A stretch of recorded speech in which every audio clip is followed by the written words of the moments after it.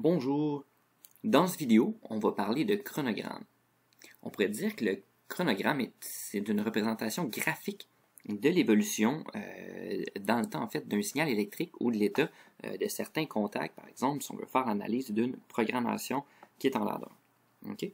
Donc, par exemple, qu'on se fait une petite programmation ladder là, extrêmement simple, okay? Puis on pourra suivre son analyse. Donc, par exemple, on a un bouton BP. Donc, un bouton poussoir et la lumière. Okay? La façon qu'on va placer notre chronogramme, okay, c'est qu'il va avoir deux axes. Okay? Donc, ici, on va avoir l'axe en fonction du temps. Okay? Et puis, sur l'axe vertical, donc celui-ci, on pourra mettre les différentes variables et on suivra leur état en fonction du temps. Okay? Donc, on va se donner des divisions de temps.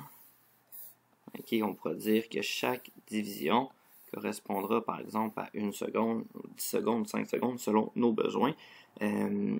Pour ce cas précis, on va se dire que chaque division va être 1 seconde, 2 secondes, 3 secondes, et on a l'évolution comme ça en fonction du temps. Donc, je vais aller tout d'abord avec mon bouton poussoir et je vais mettre la lumière. Donc, si, par exemple, mon bouton poussoir à l'état initial est à 0, mais naturellement, la lumière va être à 0 aussi. Et si, par exemple, mon bouton poussoir s'active, la lumière va s'activer au même moment ou quelques millisecondes après, juste le temps que le courant se rende jusqu'à la lumière, donc ça sera presque instantané. Et du moment que je relâche mon bouton, la lumière va s'éteindre au même moment. Okay? Donc, on peut voir l'évolution d'une variable en fonction de l'autre par rapport au temps. Okay? Puis si je garde mon bouton enfoncé plus longtemps, la lumière, elle, va s'activer au même moment et se désactiver au même moment que mon bouton, étant donné la programmation ladder, là, qu'on a notre bouton en série, en fait, qui alimente directement ma petite lumière. Donc, maintenant, on va faire l'analyse de quelque chose d'un petit peu plus complexe, soit par exemple un temporisateur qu'on aura programmé en ladder, par exemple. Okay. Donc, on va commencer par se faire la petite programmation ladder. Donc, je vais avoir un interrupteur I1 qui activera mon temporisateur. Okay. Et mon temporisateur va avoir quelques variables. Okay. Il va avoir des variables, si on veut, analogiques, là, qui pourront prendre différentes valeurs entre 1, 2, 3, 4, 5, donc des entiers, et des variables booléennes, okay, qui vont prendre des variables 0 ou 1, comme on a l'habitude de travailler, là, par exemple, en logique combinatoire. La première variable binaire qu'on va utiliser, ça va être un enable. Okay? Cette variable-là va nous indiquer que mon temporisateur est actif, donc qu'il peut compter. La deuxième, ça va être une variable done, que je vais appeler dn. Okay? Donc ça veut dire que elle va devenir vraie, en fait, quand mes deux variables accumulation et le preset vont avoir une certaine interaction ensemble. Okay? Le preset, ça va être la valeur à atteindre. Donc si par exemple, je veux que mon temporisateur soit de 2 secondes, ben, ça va falloir atteindre 2 secondes. Okay? Et l'accumulation, ça va être la valeur qui va évoluer tout au long de l'activation de mon temporisateur. Okay? Donc mon temporisateur ici, ça va être de type TON, donc un temporisateur on delay. Donc quand je vais l'activer, il va compter jusqu'à une certaine valeur qui est dans ce cas-ci 2 secondes. Okay? Donc si on met les choses au clair, donc EN s'active quand mon instruction est active, donc quand j'aurai fermé l'interrupteur 1. DN va s'activer, ok? DN s'active quand que l'accumulation va être plus grande ou égale au preset. Okay? Donc l'accumulation, c'est le temps qui s'est écoulé depuis qu'on a activé l'étape. OK? Donc, ACC, lui, va compter quand EN va être actif. Quand EN n'est pas actif, accumulation retombe à 0. Quand l'accumulation arrive soit égale ou plus grand que le 2 secondes, DN va s'activer. OK? Donc là, ça fait beaucoup de choses à retenir, là, juste oralement comme ça. Donc, pour s'aider à comprendre ça, c'est là que le chronogramme va devenir extrêmement utile. OK? Donc là, ici, je vais faire ma première droite. Ici, ça va être en fonction du temps. OK? Et je vais me faire des divisions en secondes avec le petit pointillé qu'il y a ici. OK? On va se dire que chaque division sera d'une seconde, OK, que je vais ajouter dans quelques instants. OK? Donc, si la marque de temps, on va se dire c'est 1 seconde. 2 secondes. Et on continue comme ça, là, ainsi de suite. Et là, maintenant, je vais mettre mes différentes variables. OK? Donc, je vais commencer par mettre mon interrupteur 1. OK? Qui va indiquer quand mon temporisateur va s'activer.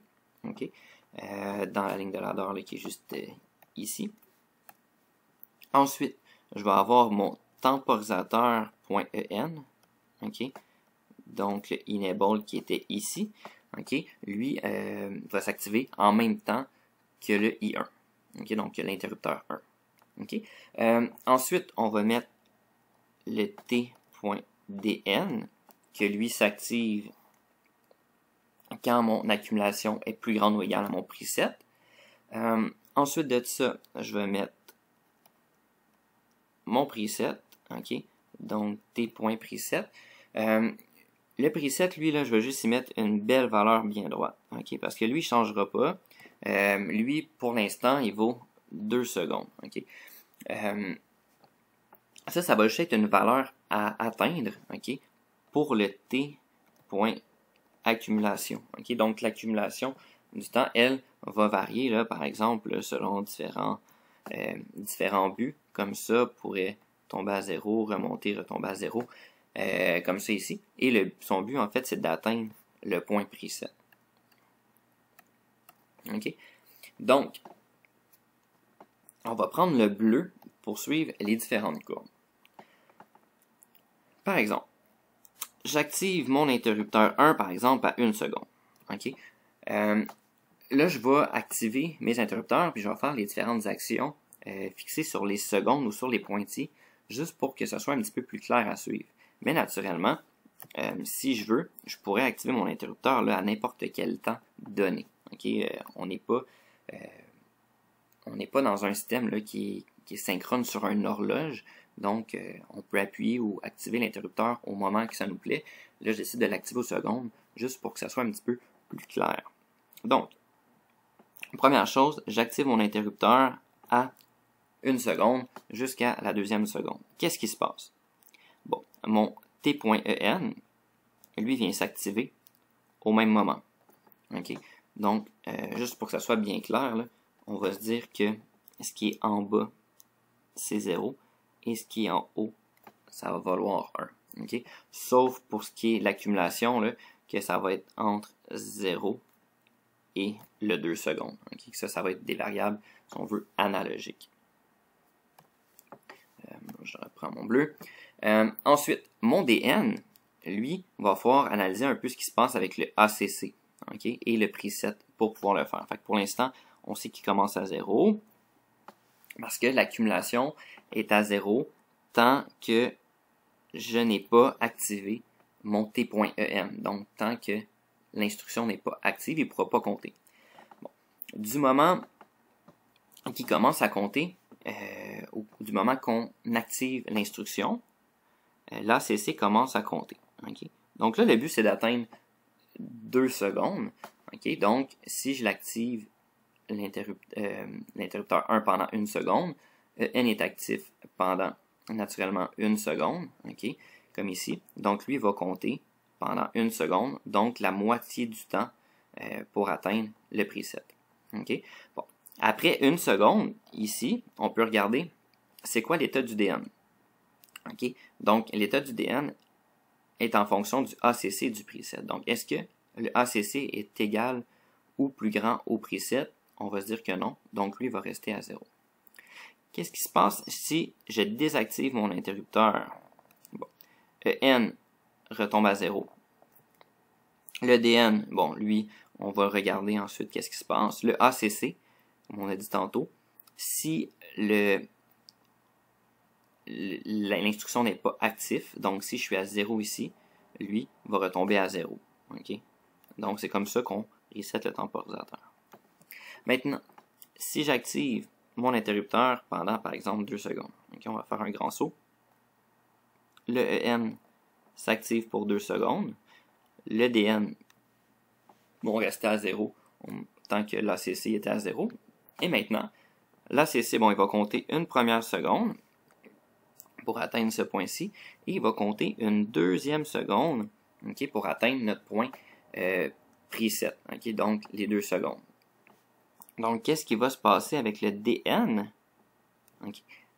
Ici, le ACC est égal, ou en fait, il est plus grand ou égal au preset, donc lui va s'activer. Okay. Si je laisse mon interrupteur actif pendant une seconde de plus, le EN reste actif pendant une seconde de plus, le ACC, lui, normalement, va arrêter de compter, il va se stabiliser ici. Il peut arriver dans certains cas qu'on dépasse 1 ou 2 millisecondes, ce qui n'est pas catastrophique, c'est pour ça qu'on met plus grand ou égal. Donc le DN, lui, va rester vrai. Si je désactive mon interrupteur, EN retombe à 0, l'ACC retombe à 0, et ce qui va donner pour effet que le DN va retomber à 0. Okay? Donc là, on voit que le chronogramme nous permet de mettre graphiquement là, plein de textes ou plein d'explications qu'on pourrait avoir à propos de l'instruction, okay, du TON. Okay? Donc ça nous permet de simplifier un petit peu le tout, puis d'avoir une représentation graphique de comment que cette instruction-là va se comporter en fonction du temps. Okay? Normalement, quand on va regarder la documentation, par exemple, d'un automate, bon, il va avoir les différentes instructions, puis souvent, ces instructions-là vont être associées avec un exemple de programmation, okay? Un peu comme on l'a ici, et avec son chronogramme associé, pour qu'on puisse bien comprendre comment cette instruction-là fonctionne en fonction du temps. Puis bon, si j'appuie sur un bouton, qu'est-ce qui se passe? Quand je le relâche, qu'est-ce qui se passe? Si je le garde plus longtemps, qu'est-ce qui se passe? Là? Un petit peu comme on l'a vu ici. Maintenant, on se fera l'analyse d'un graph set, okay, avec un chronogramme pour comprendre un petit peu comment que celui-ci évolue.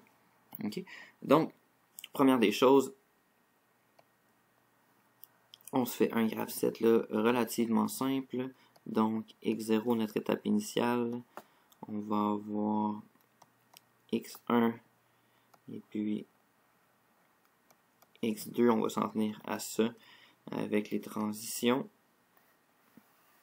Donc, le but, là, c'est juste de l'analyser bien rapidement. Y0, Y1 et Y2. Bon. Maintenant, on se fait notre chronogramme en fonction du temps. OK. On va faire les différentes divisions. OK. Là, ici, je ne donnerai pas là, de temps nécessairement à ces étapes-là, ou en fait aux divisions. Là. Le but, ça va simplement être de pouvoir se repérer un petit peu plus facilement. Donc, qu'est-ce qu'on a comme variable? On va avoir x0, x1, x2 comme étape. On va avoir y0, y1 et y2 comme transition. Bon. Donc, à la base, qu'est-ce qu'on a d'activé? Okay? On va prendre encore une fois l'état du bas comme 0 et du haut comme le 1. OK, bon, on va mettre le chronogramme en bleu. Donc, initialement, mon étape x0, elle est active. Okay? Mon étape x1, x2 n'est pas active, étant donné là, que bon, il y a une étape d'active à la fois dans un graph set. On va commencer avec nos transitions qui sont tous désactivées. Bon. Maintenant, les conditions, la seule chose qui peut changer d'état présentement, ça va être y0. Okay? Étant donné que bon, y1, y2 ne peuvent pas arriver puisque x1 et x2 sont faux. Donc, x0 ne pourra pas changer d'état tant que y0 n'a pas changé. Donc, qu'est-ce qui se passe avec y0? Bon. Juste pour donner un petit peu plus de détails, là, on va se mettre par exemple que lui c'est égal à b BP1. Et on va se faire la petite ligne de programmation associée à ça, là, juste pour que ça soit un petit peu plus facile de comprendre qu'est-ce qui se passe. Donc, qu'est-ce que j'ai de besoin? J'ai besoin de X0 et BP1 pour que Y0 s'active. OK? Donc, si j'appuie sur, je vais ajouter même BP1 ici. Oups. Et je vais ajouter BP1. OK? Donc, BP1, lui, est à 0 aussi. Donc là, qu'est-ce qui va se passer? Je vais activer BP1 pendant, par exemple, 1 seconde. Qu'est-ce qui se passe? Y0 va s'activer. OK? Parce que j'avais mon X0 et mon BP1, OK, ici et ici sont vrais. Donc, Y0, lui, n'a pas le choix de monter à l'état d'en haut. OK? Une fois que ça c'est fait, X0 tombe à 0. OK? Si on avance un petit peu plus loin, Y0, OK? Si on observe Y0, qu'est-ce qu'il y a de besoin? Il y a besoin de X0 et BP1. BP1 est encore vrai, mais X0 ici est tombé à 0. OK? Donc, Y0, lui, va redescendre instantanément à 0 pour, étant donné qu'on n'a plus X0. OK? Ensuite de ça, au même moment, quand Y0 s'active, OK, on va avoir X1 qui va s'activer. OK? Pourquoi X1 s'active? Bon, ben, si on a la programmation de X1, si on se souvient, X1 va être activé par la transition précédente Y0 et auto-maintenu par lui-même et désactivé par là les transitions suivantes. Donc là, ça va être Y1 dans ce cas-ci. OK? Donc, X1 s'active là 1 milliseconde presque après X0. OK? Comme ça, X2 reste à 0, Y1 on va le laisser à 0 et Y2 on va le laisser à 0 pour tout de suite. OK? Bon, là, je vais mettre une autre seconde complète pour qu'on voit bien ce qui se passe. Je vais changer de couleur pour montrer que maintenant on travaille sur l'étape 2 maintenant. OK? Ou sur l'étape 1, pardon. Donc là, maintenant, ce qui va se passer, c'est Y1 qui va s'activer. Bon, peu importe c'est quoi là, les conditions, on a vu un petit peu ce qui se passait là, avec BP1 puis X0 pour Y0. Là, on va juste prendre pour acquis que Y1 s'active. Donc, qu'est-ce qui se passe avec quand Y1 s'active? OK? On voit que Y1, le contact normalement fermé ici, va en fait devenir un contact normalement, ben, va en fait s'ouvrir. OK? Donc, même si j'ai le X1 fermé ici, le courant ne passera plus. Donc, X1 va tomber à 0. Bon, Y0, lui, X0 va rester à 0, lui. Et on va avoir Y1 qui active X2, puis qui est auto-maintenu, lui, par lui-même, puis désactivé par Y2. OK? Donc, au même moment, ou un petit peu après, X2 s'active. Y0, là, on ne touche pas. Comme on a vu, Y1, comme pour Y0, va s'activer simplement pendant une fraction de seconde, et Y2, lui, ne bouge pas. OK? On clarifie bien nos étapes. Donc, nos états qui sont ici. OK? Donc, on voit que la transition a donné une impulsion. Le X2 s'est activé et Y1 s'est désactivé. Ensuite, bon, si on continue, on va changer encore la couleur. On va aller prendre, par exemple, orange. Et puis, je vais me faire la petite programmation aussi pour X0. Là. Ça va nous aider à comprendre un peu ce qui va se passer. Donc, X0 est activé par Y2, ou le bit d'initialisation que j'ai mis pour l'instant, auto-maintenu par lui-même, et désactivé par Y0. OK, comme ça ici. Donc là, ensuite, qu'est-ce qui va se passer? C'est Y2 qui va s'activer pendant une fraction de seconde, ce qui va avoir pour effet de désactiver X2 et de réactiver X0. Et puis, on sera prêt à recommencer ensuite un nouveau cycle du graph 7. OK? Donc, c'est un petit peu à ça qui va ressembler notre analyse. Donc, ici, juste clarifier les états. Donc, si j'ai mon étape 0 d'actif, X1, X2 désactivé, et toutes mes transitions sont désactivées. Okay? Donc, ce qui est important de comprendre, là, comme on l'a vu au début, c'est que les transitions sont actives simplement une fraction de seconde. Donc, juste le temps de faire le changement d'étape, puis ensuite, il se désactive à cause que, bon, l'étape qui est ici, qui nous force, qui permet la transition, tombe à 0. Donc, cette transition là peut pas être valide, même si par exemple j'ai la condition BP1 active.